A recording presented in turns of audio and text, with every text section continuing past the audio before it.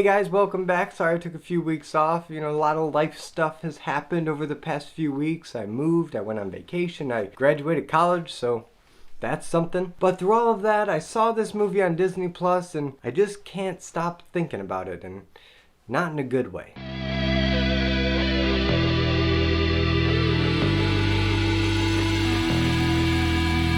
Peter Pan and Wendy. Now, Peter Pan and Wendy came out in 2023. It was a direct-to-streaming, live-action Disney remake, and you know, they're always fantastic. But in all seriousness, the original Peter Pan from the 50s is one of my favorite Disney movies ever. It's not number one. That honor, I think, has to go to The Lion King, if I'm being completely honest. But growing up, Peter Pan was always up there, and I did a whole video on that. And actually, this is a pretty big moment for the channel. I have not really talked about a live-action Disney remake, and there's plenty of them, but I wanted to just let those pass because if you're familiar with the channel, you know that I love talking about classic Disney animated films. I'm working my way through the entire Disney anime canon, and I don't want those reviews to be tainted by comparisons to the remakes when they come out, because you know, sooner or later they're all going to have a remake. And I also have a separate series called Revenge of the Remakes where I actually break down remakes versus the originals and see what changed and what's better. So because of all of that, I've never really taken the time to review any of these live action remakes because ultimately they're just not very good. I think The Jungle Book is the only one that I actually think is good and maybe better in some respects to the original. But a lot of the other ones are either just bad or really forgettable, and honestly they're not all worth doing videos on. But if you would like to see me do a video of another live action remake, I'm kind of ripping the band-aid off with this one just because it's so missed the point of the original that I just have to talk about it, so here we go. Oh, and I should also say that this movie is directed by David Lowery, who you might recognize from directing The Green Knight, and he's a pretty awesome director, so I don't think any of the problems I have in this movie are his fault. I don't want to rake him over the coals in this review because I'm pretty sure it wasn't his fault. I'm pretty sure every issue is corporate Disney's fault. So in all fairness, that is who I have an issue with, and honestly David Lowery's directing here is fine. There are a few interesting moments, like when they actually go to Neverland, that transportation sequence with the clock and all that, that is pretty interesting. I'm sure that was some of his input, but a lot of the other stuff, I'm pretty sure wasn't his fault. But enough setup, let's talk about the story. So the story is the story of Peter Pan. It's Wendy and John and Michael and they're a bunch of kids and they're living in England. But then one day Peter Pan actually shows up and he whisks them off to Neverland where they meet pirates and Indians and mermaids. You know it by now. Aside from the Disney version, you had the 2003 live action version, you had Hook, you had the Mary Martin Peter Pan, if anybody remembers that. It even showed up in 21 Jump Street. This is pretty well established. I think people know what they're getting into here. And I honestly wasn't expecting greatness, and based on the trailers, I definitely wasn't. So I wasn't really expecting this version of Neverland to be this huge, colorful, expansive world of imagination, but I at least expected something, some life, some energy, some creativity, and yeah, this movie doesn't really have it. But before they even get to Neverland, I knew something was off, and it wasn't the underlit, dreary-looking landscape of London, because it's London. It's not supposed to be that visually interesting, and while I thought maybe they could turn on a few more lamps, I didn't really have that big a problem with it. No. It's when we first meet Mr. Darling. And if you know anything about Peter Pan, you know that Mr. Darling has always been played by the same actor who plays Captain Hook, because the two characters are linked. They're not literally the same character, but the reason for that is because this is Wendy's story, and it's ultimately a story about puberty. It's not as on the nose as something like Turning Red, but it is still in that vein of her growing up, not wanting to grow up, not wanting to embrace adulthood, because adulthood has been characterized by Mr. Darling, and when she gets to Neverland, it's characterized by Captain Hook, and Captain Hook is an even more abstract interpretation of that. He's only got one hand, so he's already partly dead, and he's being pursued by time, which is represented by the clock and the crocodile. And if you really want to pick apart Peter Pan and the messaging in it and the metaphors and the references, you can do that. And for many, many years, the psychoanalytic types have been deconstructing and breaking down and interpreting this story many different ways. And the linchpin with all of that seems to be the connection with Mr. Darling in the real world and Captain Hook in the fantasy world. They are connected, and what this movie did is they cast Jude Law as Captain Hook and Alan Tudyk as Mr. Darling. Why? Beats me, I don't know. And this is not a slight against Jude Law or Alan Tudyk. They're both great actors, and I've actually loved Alan Tudyk in pretty much everything he's ever been in. But here it just feels out of place because, for one, he wasn't in any of the promotional material. Jude Law was, and so I just assumed we'd see Jude Law as Mr. Darling and, do that whole dual role that's been happening for basically a century at this point. But no, someone somewhere at Disney either didn't know about that subtext that I mentioned, or they just didn't care about the near century of tradition of combining those roles. So yeah, when I saw that, I perked up a little bit. I was like, okay, something's really off. I wonder where they're going with this. And they don't really go anywhere with it. Which brings me to critical mistake number 2, and it's that this movie, even though Wendy is in the title for the first time probably since the original book was published, because the original book, or I guess play, was called Peter Pan and Wendy. Every film version and most of the actual play versions that I've seen have just been called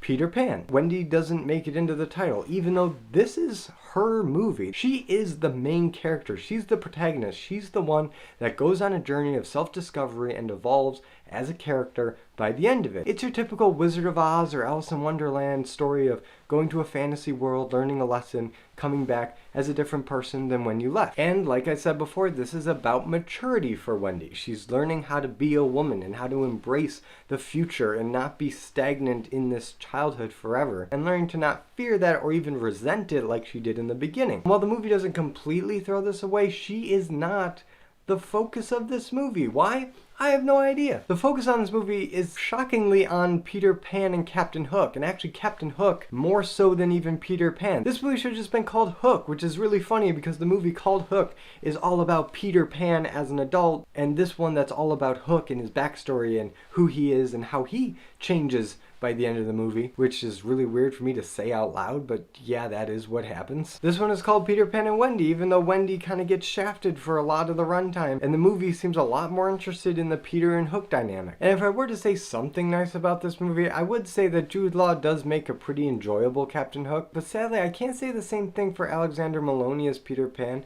I'm sure he's a good kid, he might even be a great actor. I haven't really seen him in much to really verify that, but his take on Peter Pan seems weirdly miscast. He just comes off as very stiff and restrained and boring when that's not what Peter Pan should be. Peter Pan should be this ADHD kid bouncing off the walls, flying around, not a care in the world. But this Peter Pan is not that. He comes off more as like an old soul trapped in this kid's body, which on paper is not a bad approach for Peter Pan. I just don't think Alexander Maloney has the acting chops to pull that off convincingly, because it just comes off as stiff and rehearsed and boring. And when he does try to give any kind of genuine emotion or reaction, he does this trembling lower lip thing that makes it look like he's about to cry, but he's so tough he's trying to hold it in, and so he just kind of puckers up and goes stone-faced and just stares at the camera. And that's fine for a couple scenes, but when that's the majority of your dramatic performance, I don't buy it. And I feel bad dissing on this kid. It's not his fault. He's just doing what he's told. He's doing what the director and the producers and everybody tells him to do. And I do have sympathy for that. It's just that at the end of the day, it doesn't come off as genuine. But you can't have a Peter Pan movie without Tinkerbell, and Tinkerbell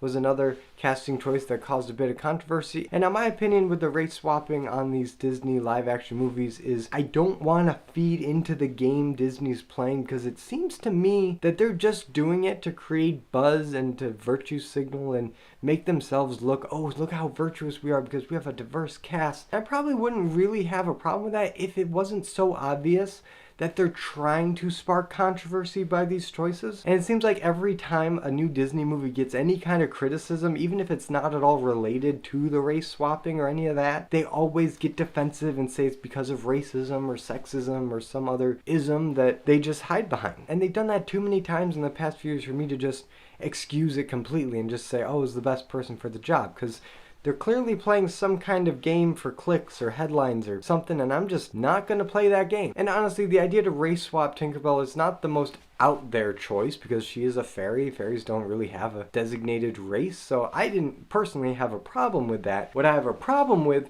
is that she looks terrible here. The way she's composited into these scenes where you see her interacting with the other actors and she's really tiny, it looks like Photoshop or After Effects, that they would just copy and pasted her, didn't put any kind of filter, didn't do any kind of lighting. They just put her in the scene and she's just kind of flying around like this is 1975. And I know this is a direct-to-streaming project and they probably didn't have the biggest budget, but come on. You couldn't have made it look any more convincing. And on top of that, she barely even glows. Yeah, it's bad enough that she's not composed in the scenes, but there's a weird inconsistency with the glowing effect that she has, because you all know Tinkerbell, she glows. She's a little speck of light. In fact, in the earliest depictions of her, she wasn't even a character. She was just someone in the orchestra pit waving a flashlight on the stage. So yeah, the light is kind of an important element of Tinkerbell. But when we see her here, everything is so underlit already that when you see Tinkerbell, she's got kind of a shimmer about her, some kind of really weak special effect glowing texture that's kind of emanating from her, but it's so dimmed in a lot of shots you can barely even see her in the shot when they're just talking directly to her. And this actually might be a color grading thing, because for some reason her darker skin tone up against this backdrop of this drab, muddy green and brown world that we're living in all just blends. It just kind of disappears into the background. And that should never be the case when adapting Tinkerbell. She should never fall into the background. She should be the thing, the bright spot in the screen. And there are some moments where that kind of happens, where they're like holding her in their hands and they're looking at her and there's some light coming out and hitting them in the face. So that tells me that they at least acknowledge that she's supposed to be emitting light, but again, there's so many shots, especially in the close-ups, when you would not even know that she was a glowing fairy. You just think that she was just a little person who flies and has wings. I can't say enough just how underwhelming the glow of Tinkerbell is. Now, the last thing I'll say about Tinkerbell before I move on to more important things is that she's way too friendly. And this is not really a criticism that I'll just lay at the feet of this film and say, oh, you messed this up, because Disney for some time has been trying to soften Tinkerbell's character, make her more marketable, make her friendlier, make her the shining beacon of hope that is the Disney company. Honestly, you could probably track this all the way back to when Walt was alive and he used Tinkerbell a lot there, and she was a lot friendlier than we see in Peter Pan. But this movie takes it kind of a step too far for me, because even in her most cutesy and marketable outings, and yes, I've seen it to my shame, they at least acknowledge that she has a temper, that she can get worked up and she can let her rage get the better of her, and that's kind of her weakness. But here, there's none of that. She's just friendly, happy-go-lucky. She loves Wendy. While she doesn't love the flirting that goes on with her and Peter, she just kind of shrugs it off, and they have some kind of girl code, and they actually team up at the end of the movie, and it's actually Tinkerbell that saves Wendy when she goes off the plank and there's no splash, which this is a tangent, but they completely botched that joke. That's one of the funniest moments, in my opinion, in the original Peter Pan that doesn't involve the crocodile, because the crocodile stuff is just comic gold. But in the original, that was a funny joke, and here it just feels so stale and lifeless, and it's like they're just going through the motions, and it takes way too long for that joke to resolve. There was kind of a quippy cadence to it in the original, and here it just drags on, and that's kind of the movie in a nutshell. The whole movie is like that. Every funny or comedic moment is just stretched to where if you didn't see the original movie and you don't get the callbacks, you couldn't even tell that it was supposed to be comedy. So yeah, Tinkerbell is way too nice, but let's move on to the part of the movie that I was actually the most curious about, and it's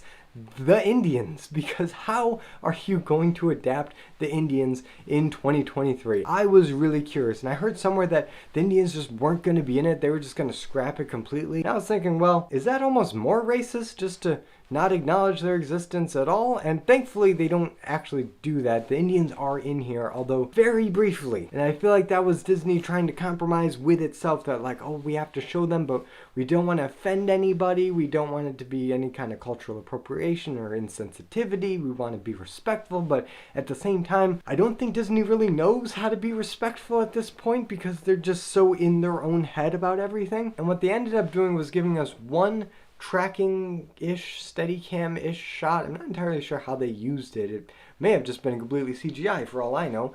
But they have one tracking shot of the Indian camp where you see the teepees and you see a fire and you see Tiger Lily talking with some older woman of the tribe. And while she doesn't get any lines, at least they acknowledge that, okay, this people group exists. So that's something at least. But I don't know, I would have actually liked to see them interact with the Lost Boys, interact with the pirates, you know, have some kind of character or some kind of presence in the film, because we don't really get that. The most we get is Tiger Lily. And I was actually kind of happy to see Tiger Lily in so much of this movie, even though she really doesn't do a lot. She's in here, but she's kind of relegated to just another lost boy or lost kids, because they're not all boys. We have to be inclusive, so we got boys and girls in the Lost Boy tribe, because, you know, I guess they never did read that book, because the book makes it very clear that it's only boys because girls are too smart to roll out of their carriages and wind up in Neverland, because boys are stupid. And if Neverland was a real place, there's probably some truth to that. But whatever, we have gender-inclusive Lost Boys, and Tiger Lily is among them, and she kind of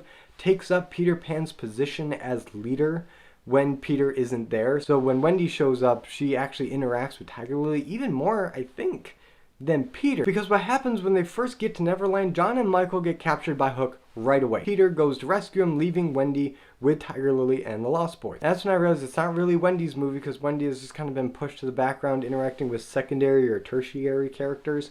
And we have John and Michael and Peter interacting with Hook. And Hook is the main character. We learned that Hook used to be a lost boy, that he and Peter were best friends, and then Hook left and kind of abandoned Peter because he missed his mom, which, you know, alright, villains need compelling backstories now. They can't just be evil and corrupt. They need to elicit sympathy, because that's the Disney model now. Which doesn't make Hook scary or intimidating or even funny. It just makes him kind of sad, and he's just like this sad little boy inside. Where Peter is like a grown man trapped in a little boy's body, Hook is like a little boy trapped in a man's body. And I don't know, I never really got any of that from the original book or the animated film, because that wasn't really the point, because it's not about Hook and Peter. It's about Wendy, and it's her story, but she's, again, kind of pushed to the background, and we got to spend a lot of time with Hook and his backstory. And ultimately that gets resolved by Hook apologizing for what he did in the past. And I'm going to wrap this movie up, because there's just a lot of nitpicky things I could get into that just frustrate me, and they're like, oh, why wasn't that included, or why was that there, and why are there new songs that sound like garbage when they cut the old songs that people know and people like. But anyway, the resolution is all about Hook reuniting with Peter and them coming together, reconciling their differences, because that's what it was always about. Yeah, I hate this movie. I don't know how this movie got greenlit. I don't know how it got past the draft stage. And aside from a throwaway exposition line at the very end of the movie where Wendy's talking with Peter and Peter just rattles off his backstory from the book, I'm pretty sure nobody involved in this movie ever actually took the time to read the book or watch any of the other versions aside from the animated Disney one, just to get some visual inspiration. And honestly, they probably didn't even watch it. They probably just remember it from when they were kids, and they were just pulling from memory, because that's how hastily and sloppily put together this movie is, and it just makes me angry. I think I've reached the point where I just can't watch these remakes anymore, because I think they're just getting worse. Because the last one I saw was Pinocchio. When that came out, that was a disaster, and everybody and their mother made a video about how bad that was and how that completely missed the point. But Peter Pan is not any better. In fact, I think it's worse, because Peter Pan is a little bit more of an abstract story than Pinocchio was. And Pinocchio can get pretty abstract at times, but the moralizing of Pinocchio is so in your face and obvious that when a movie messes that up, people know and people recognize it. You can see it. With Peter Pan, I think it's a little more subtle, because it's not as in your face. It's just kind of right under the surface. And this movie completely botches that just as bad, in my opinion, as Pinocchio. But now I turn it over to you guys. What do you think about Peter Pan and Wendy? Did you watch it? Did you like it? I heard not a lot of people actually ended up watching it just because it looked so bad. But I'm curious about your thoughts, and what is your favorite Peter Pan adaptation? If you were to pick one where you're like, yeah, that is the definitive Peter Pan adaptation, let me know in the comments. For me, it's actually probably going to be the 2003 live action one. I actually really like that one. I didn't like it when I was a kid, but I watched it recently, and that one actually holds up pretty well. But whatever you think, let me know in the comments, and if you like this video, be sure to give it a like and subscribe for more content, and hit the notification bell to be notified every time I upload a video. And as always, I'm Colby, this is my nerdy talk, and I'll see you in the next video.